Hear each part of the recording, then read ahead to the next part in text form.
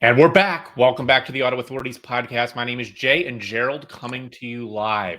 We have a very, very special episode for you today, and this is going to affect everybody. I don't care if you're looking for a car or not. We are going to be talking about credit scores and what's going on with these banks and how this can affect you. Gerald, are you ready to do this? Sure, let's Let's go. go. Have you ever felt like you were taken for a ride while buying, selling, or repairing your car? Well, not anymore. I'm Jay, and this is the podcast to tell you what to watch out for, whether you are buying, selling, or repairing your car. With over 26 years of automotive experience, we are the Auto Authorities. This podcast is sponsored by iAutoAgent.com. We're real estate agents for cars.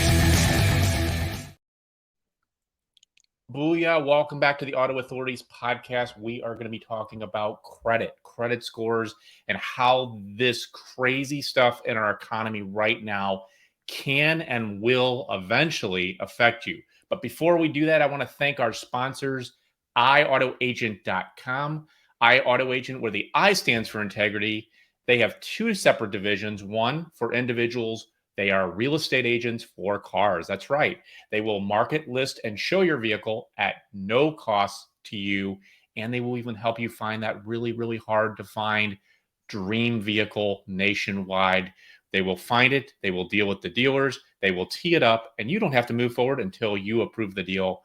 And then, of course, the commercial division, where not only do they help business owners as strategic partners sell vehicles for optimum, maximum profit, they help them buy those hard to find fleet vehicles and handle those tedious tasks, allowing the business owners to run their business. And we have Wrestling with Sales, and Gerald will tell you a little bit about that. Yeah, this week, and you can see it if you search on your streaming apps.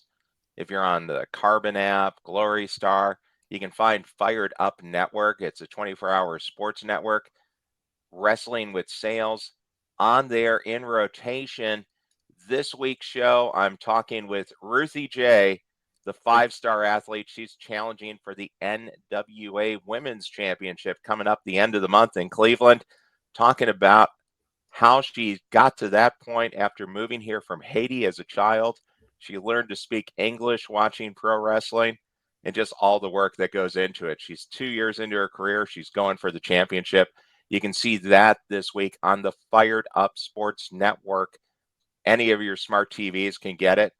You can also see our show on the Shop Plus TV network. It's available on those same streaming apps. Just kind of search for the channels. You'd have no idea how many channels you actually have access to until you start scrolling through some of the streaming apps that are built on your TV. It's really, you probably have something like 1,000 channels available, but great to be featured on a couple of them. And you can see some past episodes as well. We do some talk about auto dealership management, and then a lot of interviews just focused with pro wrestlers, because salespeople love pro wrestling. Every day is a chance to get a win, and it's fun to talk to the people who are going out there trying to get the wins. Nice. Yeah. Yeah, we're on TV here, folks, so you can watch us on TV. If you also want to watch us live at 12 p.m. Central Time on Tuesdays, there's two different ways you can watch us live. Number one, on the Facebook group page, the Auto Authorities, or you can go on LinkedIn. We are on LinkedIn Live. And if that's not enough, you can go to YouTube and you can watch all of our episodes. We are getting a ton of views. We are worldwide. And that's the Auto Authorities. And subscribe to that the Auto Authorities on YouTube and get notified for our episodes. And then finally, we have 19 other different channels we're on, such as iTunes and Pandora. And you can go to the AutoAuthorities.com to get all that information and send us a personal message. But make sure you subscribe to the Auto Authorities on YouTube. And I think we're ready to get into this one, man. Banks are having all kinds of problems. And when banks have problems, what does that do? It is a trickle-down effect. It will affect you. It will affect you if you're looking to actually get a loan, which most people do, when they're going to buy a car. And we're going to tell you some really great tips today. What are you seeing out there, Gerald? Well, it's a little bit scary to actually get into this for people that were working in real estate, working in mortgages, working in car dealerships in 2008 when the economic world seemed to collapse, right?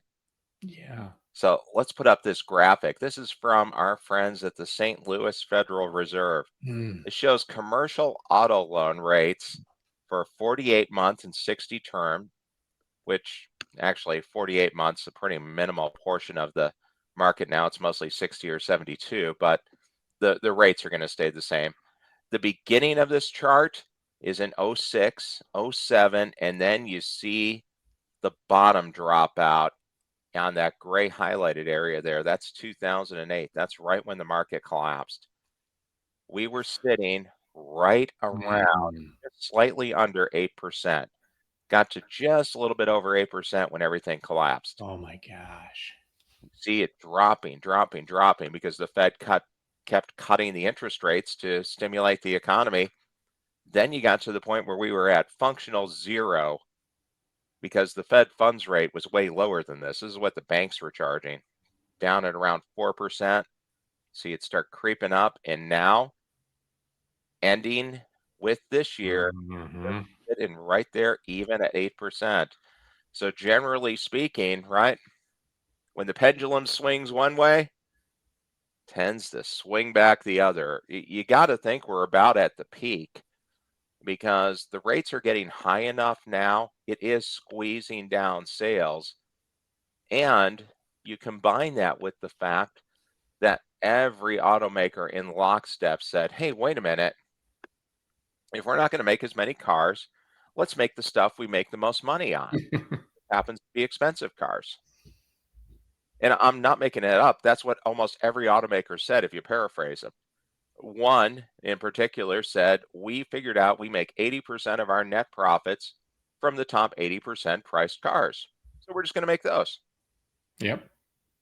And what that means is you don't see any introductory trim levels. If it's an LX, an LE, an L, an S, whatever the company calls their base trim, they basically don't exist. They exist on the website. They're theoretically made. That's the price they advertise. But if you go to dealerships, you don't see those. You see EXLs, XLEs, Premiers, Tourings, Platinums, Ultimates, whatever you call the top trim level, that's what you see. And you see a lot of them. So the prices have gone up, up, up, up, up. The rates have gone up, up, up, up, up, which drives the average payment up well over $700 a month now. Yeah, and Gerald brings up a really good point, and not to get too off topic, but I think this is really, really important. I have been seeing numerous ads from about every manufacturer that makes vehicles, and what this is, it's the modern day bait and switch. It's they show you this low payment, and they're like, "Oh, I really can get a car right now. It's not so bad." It's like, yeah, and when you get in there and you find out it's a lease and you find out that the mileage is not going to suffice your driving habits, you find out that you have to put $5,000 down, and you find out that that vehicle does not exist. Mm-hmm. And that is what you guys, you gotta listen to us, because we've been doing this a long, long time. And the reason why we do these episodes is because we want to protect you. We want to be able to be an advocate for you. Here, there's no problem making a profit. But when you deceive people, and that is exactly what is happening, it is deceiving. And people, like, they go in there and they think, oh, I can get this, this Kia Sorento LX for $299 a month.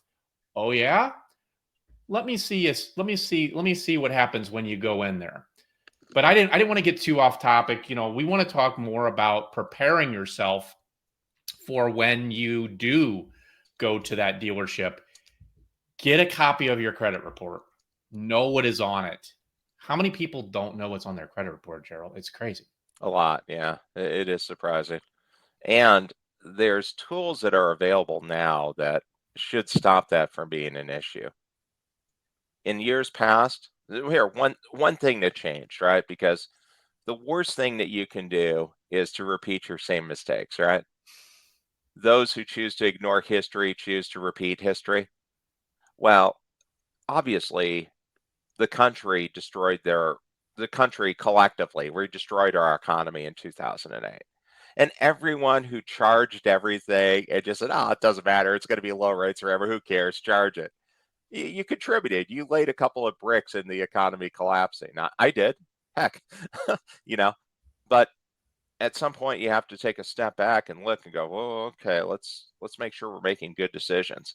One good thing that came out of it was the free annual credit report and the advent of free access credit reports. Everyone can get access to their credit report on a daily basis. And what you see from Credit Karma, from Credit Sesame, from Cap One, from Navy Fed, everybody offers it now, Discover. What you see is the actual credit report. Your scoring model is slightly different. Yes. You're seeing a credit card tiered scoring model, whereas car dealerships use auto loan tiered. So your credit score could differ by up to 30 or 40 points from what a dealership may pull. The dealership's not lying to you. They're just pulling a different multifactorial analysis, which is the math that the credit reports are generated from. And it's really important. And you had said, like, if you keep making the same same mistakes, you're going to get the same results. And folks, I mean, like, if you don't know what's on your credit report when you go in there, then you're hurting you're hurting yourself, because what you're doing is you're borrowing money from a bank. You're not borrowing from your friend. You're borrowing from a bank, and those banks are going to look at your past history, and your past history says, does this person pay their bills or do they not? Does this person pay on time or do they not? And that's what that report does. And one of the things I really want to get into is to know, like, what affects your credit report. And the number one thing, and we'll get into like the different percentages, but the number one thing that's going to affect your credit report is your payment history, and that is 35% of your credit score. They want to know. They want to know, is this person going to pay their bills? 35%. So when you have a $20, Alta, because you decide to buy a product at Alta and is like, oh, $20.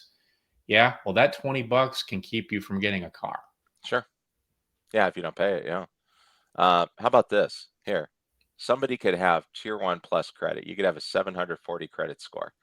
If at one point in time you let a $300 Cap One starter credit card go bad, instead of who cares, let it charge off. Cap One will never issue you a loan again. And Cap One's one of the biggest auto lenders out there. So if you're going and you're applying for a loan and you wonder, hey, why couldn't I get approved by Cap One? Well, it's probably because at some point you let a little $300 credit card at a store, maybe, that Cap One managed go bad, and you're dead to them. Oh my gosh, that's unbelievable. I mean, when you burn somebody, it's kind of like if you give your money to a friend and you let them borrow money, they don't pay you back. You're probably never going to allow them to borrow money again, are you? That's pretty much how the banks are looking at it. And now, as the rates are going higher, it's going to get really, really difficult. Hence the reason why we're doing this episode today. Well, and here, one other thing, because yeah, credit history, payment history is a big part of it. Another one that has become an increasing portion of how they score it is your debt availability, the credit utilization. Yep. Used to be if you were below 30% on that, you're good, you're going to get all the points. The last few years, it's been ratcheted down to 15% availability to avoid getting a hit. So what that means, let's say you have $3,000 of available credit, which is, credit limit, which is low, but okay. I mean, that's going to be enough because most banks want to see 5 lines of credit. So when you're looking to get approved for a car loan, they want to see 5 lines of credit. Ideally, one of those being a car, one of them being a house, and then 3 credit cards. That's your minimum. If you don't have a car, you don't have a house, you better have 5 decent-sized credit cards. If those credit cards are charged to the max, your score is going to suffer dramatically. The difference in a credit score for somebody with $3,000 of credit limit charged up to the max or sitting at all the money being available could be 150 points. I mean, it could literally be the difference between a 580 and a 730 score. 730 score, you're going to get whatever the lender's offering. You're going to qualify for almost everything. 580 score in the market right now, you're probably getting declined. And if you do get approved, you're going to get approved at like 24.99%. So the credit utilization is actually the second largest. It's 30% of your credit score. So here's a nice golden nugget for everybody. And this is something that, my credit score is in the 800s, and I am just anal and just ridiculous about it. But if you want to give yourself a chance to increase your score, raise the amount of limit on your credit. So basically, like when they gave you that $500 credit limit and you're using 250 of it because you don't think you're using a whole lot, well, that's 50% of your credit utilization. Get them to increase it. Now, granted, they're not always going to do that. It all depends on how you've been paying. But if you make a good amount of income, you've been on your job, you've got the right credentials, they'll increase that. Maybe get 3,000, like Gerald said, or $5,000. Sure. Well, now your credit utilization is under 10%. And that's really what you want to do. Oh, very much so. Yeah. And update it. When your credit card company asks you to update your income, update it. Keep it up to date because they want to give more credit to people who make more money. Not surprisingly, they're in it for profit. So they're going to give the credit to people that are going to use it. So ironically, it's the easiest to get credit when you don't need it. And then the other thing is too, again, with the credit utilization is when the banks are sitting there looking at your credit report and all your credit cards are maxed out, what is that telling them? It's telling them that they're having a lot of trouble just making the payments for their credit card. Are they going to make their payment on a car? Sure. Like, are they? Who knows? It's predictions that they try to make based on what you have done. It's basically your story. It's what it is. And then the next one is length of credit history, and that's at 15%. So here's another tip. Don't go closing your credit cards, even if you don't use them. Leave them open. Now, even a little starter credit card that maybe has a $4 monthly fee, it's a good investment just to set that on auto pay and pay that $4 monthly fee every month because you're never going to miss it and it adds depth to your credit report. Yeah. And the reason why we're hitting this so hard is because people are getting declined left and right. There's repos happening. Like even iAuto agents working with credit unions that have repos, and they don't know what to do. If they take it to the auction, they're going to get burned, and they don't have the time to sit there and play car salesperson and sell these vehicles. And some of them are really nice ones. We actually have one in our inventory right now. It's a Dodge Durango. It's an $80,000 vehicle. It's the top of the line, race car Hellcat. And someone did make their payments, and it only has a few miles on it. It's not even it's like brand new. Here's your auto loan delinquencies right now, because they are jumping up. So that is going from 2019, at which point there was a stay on any kind of repo actions because of COVID. 2020, 2021. Wow. Now you see it just creeping up. Yep. It's still a very small percentage because you're going to see reports saying that auto loan delinquencies are skyrocketing. Oh, okay, yeah, true. But it's a matter of how you look at it. Are the auto loan delinquencies up almost 25% from 2019? Sure they are, yes. But the bigger part of the story, and where I think the banks are using this as an excuse to hammer customers, to rip off customers, to gouge car buyers, to gouge the American public, it's still under 1%. So you can say it's a matter of perspective, how you look at it. Is it up 25%? Is it a crisis of delinquency? I guess maybe. But here, the reality is 99.06% are still paying on time. I'd like those odds. If I could go place a couple of bets at the sports book here and I had a 99.06 odds of winning, I think I'd invest a lot of money in that game. Yeah. Yeah. I mean, we've really hit the credit scores really, really hard, but we're not done yet. We are going to come back and we have way more to tell you. Some very, very great golden nuggets and how to, like, we're going to talk about credit rebuilding scams and things on how to avoid them and really how to really navigate this and make it the best for you. Gerald, do you have anything else before we sign off? Yeah, Jay, would you invest heavily in something that had a 99.06% rate of return?